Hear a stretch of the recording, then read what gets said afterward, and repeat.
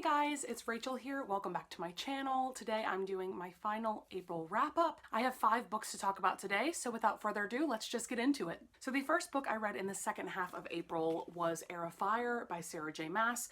I did a complete reading vlog dedicated to this book, so if you are interested in my thoughts, definitely check out that video. I will be sure to link it down below. So because of that, I'm not going to talk about it too much in this video, but I really did enjoy this. I gave it a 4.5 out of 5 stars.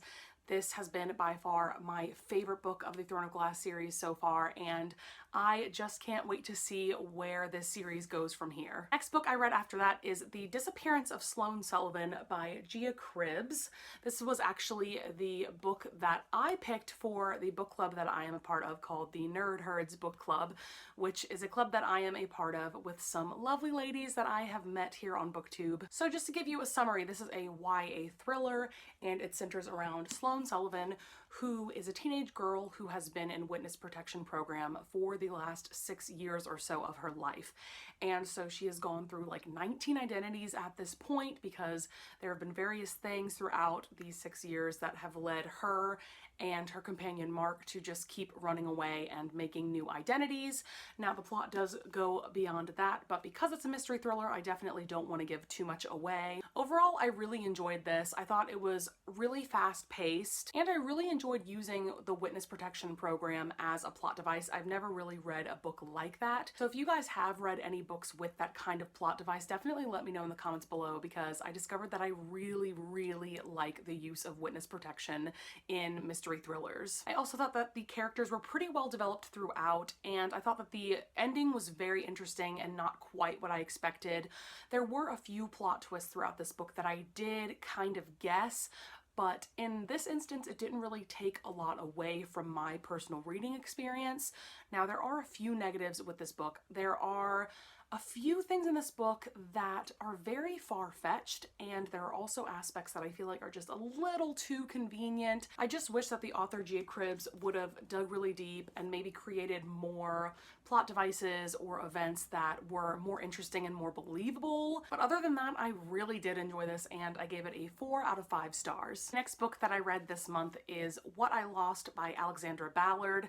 Now, I really didn't expect to love this book as much as I did. I thought this was going to be maybe a 3 or 4 star book, but honestly, I loved it so much that I ended up giving it 5 stars. So I'm just going to give you a little bit of a synopsis. This follows Elizabeth, who is 16 years old, and these are things that she has lost so far: 40 pounds, 4 jean sizes, a boyfriend, and her peace of mind. As a result, she's finally a size 0. She's also the newest resident at Wallingfield, a treatment center for girls like her, girls with eating disorders. So I thought I would just read a little bit off of the back to kind of give you a really succinct synopsis. There is just so much to love and appreciate about this book. For one thing, I really appreciated how informative it was. I learned so much about symptoms of eating disorders, as well as different like side effects of eating disorders. That was a really interesting part of this book, and not something that I really expected from a YA novel, honestly. Honestly, I was ready to give this 4 stars just because of how much amazing information is in this book, but it just kept getting better and better as I read. The pacing of this book was just on point, and I thought that all of the characters were really well developed. I ended up crying quite a bit while reading this. There are parts of this book that are just so real and so authentic and so powerful at the same time. The way Ballard portrayed Elizabeth's relationships with all of these different people in her life, from her friends to her ex-boyfriend to her parents, it was just so authentic, and it just really tugged at my heartstrings, honestly, truly. And it was all just so heartwarming and heartbreaking all at the same time. Overall, this book is just so powerful, and I feel like it gives an amazing voice to people who are normally pretty voiceless. I feel like people with eating disorders tend to feel ashamed of that, and so they keep really quiet about it. But a book like this just gives those people an amazing voice, and for that alone, I am so appreciative of Alexandra Ballard and what she has written. And while Elizabeth's story completely shattered my heart, there's also just so much hope at the end that you can't help but cheer for Elizabeth. Obviously, there's a big trigger warning for eating disorders and discussions of eating disorders and really toxic thinking in the mind of Elizabeth. So if you think that that's going to be triggering for you, I would say avoid this book. But other than that, I completely recommend this book.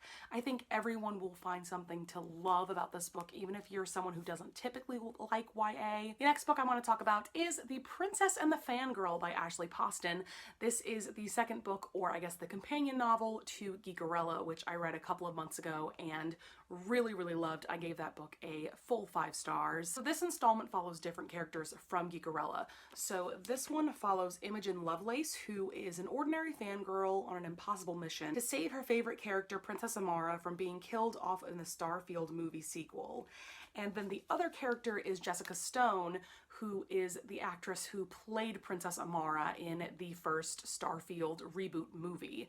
And so essentially this follows like the Prince and the Pauper storyline, in that Imogen and Jessica Stone look very much alike and they end up switching places. I'm not going to go too much more into the plot because I don't want to ruin anything, but this book was just so much fun. I ended up giving it 4 stars. It wasn't quite as iconic to me as Geekerella was, but it was still really enjoyable. And I kind of realized that I really do like books that center around like Comic-Con type things. In this case, it is called Excelsicon, which is specifically catered towards like Starfield fans. So yeah, I just really enjoyed it. I think that if you enjoy these kind of fun, fluffy YA stories, that you won't be disappointed. There's also some really great side characters and some really great diversity, such as LGBTQ+ characters. So I really appreciate that, and I'm super pumped for the next installment because it is going to be a retelling of Beauty and the Beast, and I am so here for that. And the very last book that I'm going to talk about in this video is The Accidental Bad Girl by Maxine Kaplan. I listened to this book on audio, and to give you a brief synopsis, this follows a teenage girl named Kendall, who I believe is a junior or senior in high school, and basically she finds herself in these situations and she ends up being branded as a bad girl by all of her peers and her friends, ends up getting caught up in some drug dealing activities and things kind of along those lines.